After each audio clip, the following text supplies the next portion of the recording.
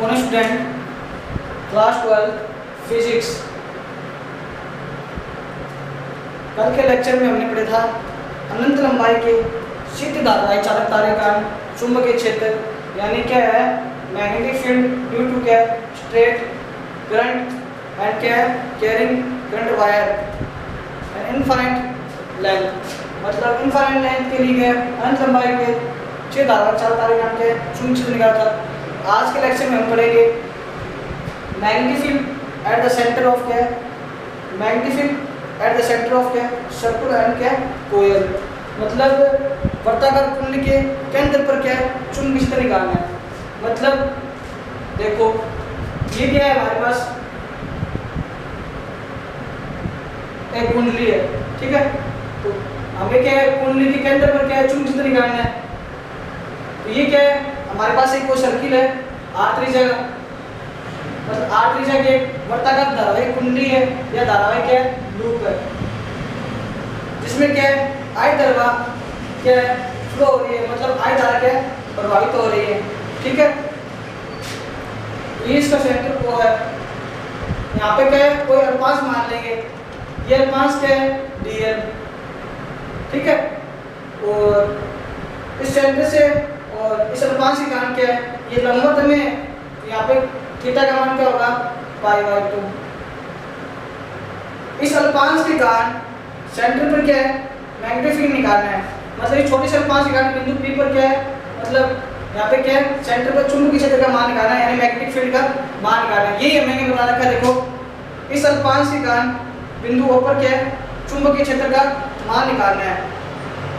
तो चुंबकीय क्षेत्र का मान कैसे निकालेंगे, देखो अकॉर्डिंग टू क्या है बाय-शॉर्ट लॉ, और इस अल्पांश के कारण सेंटर पर क्या है मैग्नेटिक फील्ड निकालना है, ठीक है। तो देखो लिखेंगे कैसे,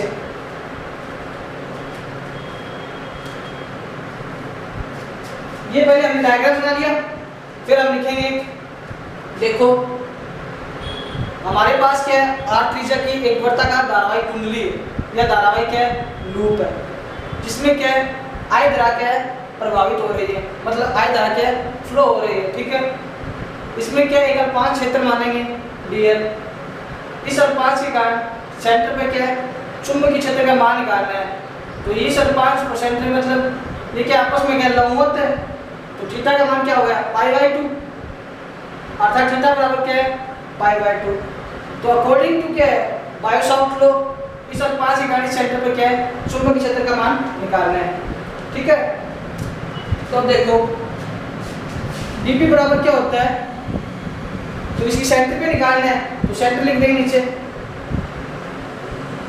तो क्या होगा μ0/4 I dl sin theta upon क्या है r² है। तो ये तो क्या है बाय-शॉर्ट के नियम से आ गया, ये बाय-शॉर्ट के नियम से है, ठीक है। अब हम क्या करेंगे, देखो यहाँ पे थीटा का मान क्या है π/2 दे रखा है, तो अब हम क्या लिख देंगे थीटा का मान π/2 रख देंगे, तो μ0 अपॉन क्या हो गया 4 I dl sin π/2 अपॉन क्या है r²। चूंकि sin π/2 का मान क्या होता है 1 होता है, ठीक है। तो अपने सेंटर पे निकालनी है वर्ताकार धारावाहिक कुंडली की त्रिज्या क्या है कैपिटल R, यानी स्मॉल r बराबर क्या होगा कैपिटल R, ठीक है। तो sin π/2 का मान क्या होगा 1, तो μ0 अपॉन क्या है 4 आइडियल साइन आइडियल अपॉन क्या है r², आइडियल अपॉन क्या है r² आ गया, ठीक है। तो हमारे पास क्या है वर्ताकार धारावाहिक कुंडली के कारण सेंटर में चुंबकीय क्षेत्र निकालना है, वो कैपिटल R त्रिज्या यानी स्मॉल r बराबर कैपिटल R रख देंगे, तो यानी क्या हो गया db सेंटर बराबर μ0 अपॉन 4 I dl अपॉन क्या कैपिटल R²। ये क्या है, ये इक्वेशन फर्स्ट है, इस इक्वेशन को सेकंड नाम देंगे। तो इस छोटी सी अल्पांश के कारण सेंटर पे क्या है चुंबकीय क्षेत्र निकल के आ गया, ये μ0/4 आइडियल अपॉन क्या है आर स्क्वायर। अब क्या है अंत संपूर्ण कुंडली के कारण चुंबकीय क्षेत्र मतलब छोटी से 5 के कारण निकालना है, इस पूरी कुंडली के कारण चुंबकीय क्षेत्र में निकालना है। अंत संपूर्ण कुंडली के क्षेत्रफल के कारण अंत संपूर्ण कुंडली के कारण चुंबकीय क्षेत्र अंत संपूर्ण कुंडली के कारण चुंबकीय क्षेत्र। तो संपूर्ण कुंडली के कारण चुंबकीय क्षेत्र क्या होगा देखो, अगर संपूर्ण कुंडली के कारण चुंबकीय क्षेत्र निकालना है तो जो हमारे पास मान है ना ये वैल्यू निकल के आएगी सेंटर का, इसमें जो वैल्यू है ना उसका क्या इंटीग्रेशन कर देंगे पूरे का। तो यहाँ पर क्या आएगा dp सेंटर यानी कि integration mu naught upon 4 pi ideal upon क्या है कैपिटल आर स्क्वायर। तो जो कांस्टेंट वैल्यू है ना वो तो क्या है बाहर निकाल देंगे, इसका भी तो हमें क्या इंटीग्रेशन करना है दोनों तरफ का। तो ये तो क्या है बी सेंटर और यहाँ पे क्या है म्यू नॉट अपॉन 4 पाई कांस्टेंट है बाहर निकाल दिया, आई भी क्या है कांस्टेंट है और कैपिटल आर स्क्वायर भी क्या है कांस्टेंट है। इंटीग्रेशन के अंदर क्या बचा dl। तो dl क्या है सर्किल का क्या है सर्कमफेरेंस, यानी चूंकि dl बराबर क्या होता है 2 पाई r। तो 2 पाई r क्या है यहाँ पे पुट कर देंगे देखो। तो B centre mu naught upon 4 pi I upon capital R square into 2 pi r। ठीक है अब देखो यहाँ पे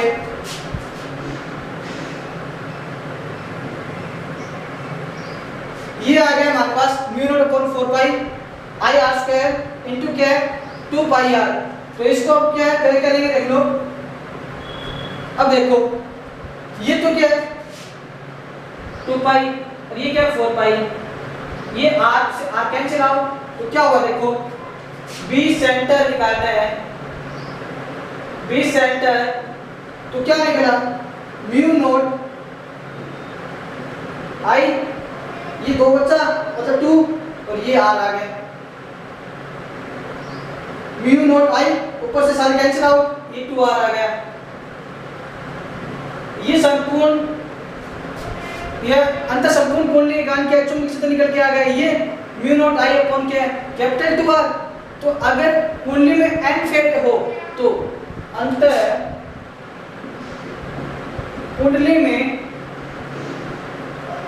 फेरों की संख्या n हो, फेरों की संख्या n हो तो तब क्या होगा देखो। तो बी सेंटर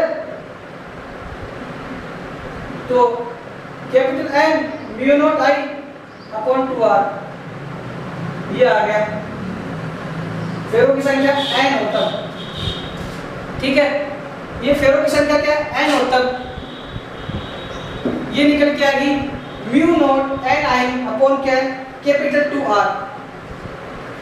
अब हमें निकालना है ये सेंटर है, यहाँ पे क्या है चुंबकीय क्षेत्र की त्रिज्या पर निर्भरता, मतलब इस सेंटर की त्रिज्या पर निर्भरता क्या होगी देखो। क्योंकि बी सेंटर की त्रिज्या पर निर्भरता मतलब रेडियस पर निर्भरता क्या होगी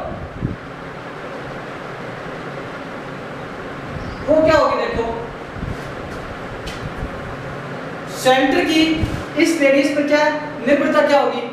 ठीक है तो ये क्या होगा चुंबकीय क्षेत्र त्रिज्या के क्या है प्रोपोर्शनल होता है, यानी बी प्रोपोर्शनल कैपिटल आर, यानी क्या है चुंबकीय क्षेत्र त्रिज्या के क्या समानुपाती होता है या अनुक्रमानुपाती होता है।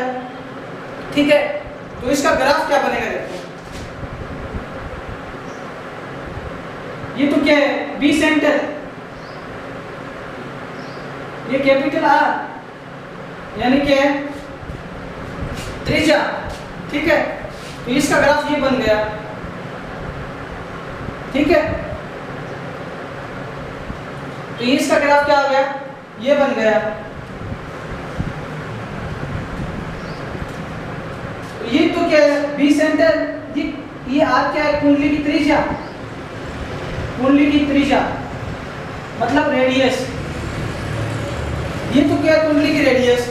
अब सेकंड पॉइंट क्या होता है देखो, अब चुंबकीय क्षेत्र किसके अनुक्रमानुपाती होगा 1/r, यानी क्या है चुंबकीय क्षेत्र उसकी त्रिज्या के क्या है व्युत्क्रमानुपाती होता है। तब डायग्राम क्या होगा, ये तो क्या है b प्रोपोर्शनल r के कारण है। अब हम निकालेंगे b प्रोपोर्शनल 1/r के कारण, यानी क्या व्युत्क्रमानुपाती होता है जब चुंबकीय क्षेत्र, ठीक है। तो तब ये बनेगा मेरा डायग्राम, ये b सेंटर, ये क्या है कुंडली की त्रिज्या r, यानी ये क्या है r प्रोपोर्शनल 1/, नहीं b प्रोपोर्शनल 1/r ये है। तो इसके कारण क्या है अतिपरवलय की एक रेखा प्राप्त होगी, ठीक है। तो b प्रोपोर्शनल 1/r ये कुंडली की त्रिज्या है, ये b इसका सेंटर है, तो इसके कारण क्या है b प्रोपोर्शनल 1/r, यानी क्या ये चुंबकीय क्षेत्र उसकी त्रिज्या की क्या है व्युत्क्रमानुपाती होता है, जिसके कारण क्या है पर अतिपरवलय में एक रेखा प्राप्त होती है। ये क्या हो गया अतिपरवलय में एक रेखा प्राप्त हो गया। तो हमारा टॉपिक क्या था वो देखो, वापस रिपीट करता हूँ, वर्ताकार कुंडली गांठ उसके केंद्र पर चुंबकीय क्षेत्र, ये कोई वर्ताकार कुंडली या धारावाहिक है लूप है r त्रिज्या का, ठीक है। इसमें I धारा फ्लो हो रही है, इसमें कोई अल्पांश ले लिया, इस अल्पांश की गांठ उसके सेंटर पे क्या है चुंबकीय क्षेत्र का मान निकालना है, ठीक है। तो अकॉर्डिंग टू क्या बायो-सावर्ट लॉ, इस एलिमेंट के कारण इसके सेंटर पे मैग्नेटिक मतलब मैग्नेटिक बल निकालेंगे, ये निकाल चुंबकीय क्षेत्र निकालेंगे, मैग्नेटिक फील्ड निकालेंगे, ठीक है। तो वो मैग्नेटिक फील्ड निकल के क्या आया mu naught 4 pi ideal upon capital R, यानी ये निकल के आया सेंटर पे mu naught upon 4 pi ideal upon capital R square. तो इस अल्पांश के कारण इसके सेंटर पे चुंबकीय क्षेत्र निकल के आया, यानी मैग्नेटिक फील्ड निकल के आया। अब क्या कुंडली की अंतः संपूर्ण कुंडली का मैग्नेटिक फील्ड निकालना है सेंटर पे, ठीक है। तो संपूर्ण की कारण निकालेंगे ना, तो इसका क्या इंटीग्रेशन कर देंगे जो इक्वेशन आई है, तो इंटीग्रेशन करने पर dl का इंटीग्रेशन करते हैं, ये तो क्या है इसकी सर्कमफेरेंस है सर्किल की, तो सर्किल की सर्कमफेरेंस dl का नाम क्या होता है 2 पाई r कैपिटल R, तो ये मान रख देंगे, जिससे इसकी संपूर्ण कुंडली का चुंबकीय क्षेत्र निकल के आया mu not I upon capital 2R। अगर कुंडली में क्या है फेरों की संख्या कैपिटल N हो तब क्या होगा, तो mu naught Ni upon 2 capital R, ठीक है, ये निकल के आ गया। अब हम निकालेंगे इसके सेंटर B सेंटर की त्रिज्या पर निर्भरता, तो B प्रोपोर्शनल R, इसके कारण ये ग्राफ प्राप्त हो गया B प्रोपोर्शनल 1/r, यानी कि उसके वृत्त के व्युत्क्रमानुपाती होता है, इसके कारण के एक अतिपरवलय की रेखा प्राप्त होती है, ठीक है। ये हमारा टॉपिक यहीं पे समाप्त हो गया, इंपॉर्टेंट टॉपिक है एग्जाम की दृष्टि से, समझ में आ गया। नेक्स्ट क्लास कल होगी। Stay home, stay safe, stay health.